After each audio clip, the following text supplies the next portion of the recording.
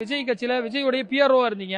தற்போது எந்த தொகுதிக்கு நீங்க போட்டியிட மனு கன்னியாகுமரி தொகுதிக்கு போட்டியிடறதுக்கு மனு கொடுத்திருக்கேன் சார். கன்னியாகுமரி சட்டமன்றத்துக்கு பல ஆண்டுகளாக அவருக்காக பணியாற்றீங்க. புலி படம் வரை நீங்க அவருக்கு மேனேஜரா பிஆர்ஓ இருந்தீங்க. நீங்க ப்ரொடியூசரா வந்தீங்க.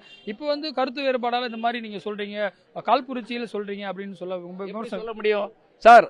அவர் கூட இருந்ததுக்காக அவர் செய்யற தப்பெல்லாம் பார்த்துட்டு வேடிக்கை பார்த்துட்டு இருக்க முடியுமா?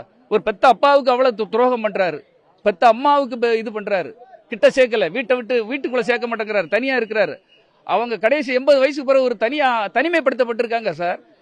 அவங்களுடைய கல்யாணம் 60வது கல்யாணம் ஒரு பையன் ஆசீர்வாதம் பண்ண எல்லாரும் அதுக்காக வருவாங்க. வந்தாங்களா? வரல. மனைவி இன்னைக்கு விவகாரத்தை கேட்டு என்ன கொடுமைப்படுத்துறான்னு சொல்லி விவகாரத்தை கேட்டிருக்காங்க. கூட இருந்தவங்க இப்ப நாங்கெல்லாம் ரொம்ப அவருக்காக ஆரம்பத்தில் கஷ்டப்பட்டவங்க சார். நான் இந்த தம்பியெல்லாம் பொருளாளராக இருந்தவன் கன்னியாகுமரி மாவட்டத்தில். எல்லாரும் வெளியே வந்துட்டு இருக்காங்க சார். அவர் கூட பழகின பிறகுதான் தெரியும். இவர் எல்லாரும் நினைப்பாங்க ஒரு சூப்பர் ஹீரோ, சூப்பர் இது சினிமாவுக்கு சூப்பர் ஹீரோ தான். ஆனால் நிஜ வாழ்க்கையில் அவர் ஒரு ஹீரோ என்பது இன்னும் நீங்கள் போக போக அதை புரிந்து கொள்வீர்கள்.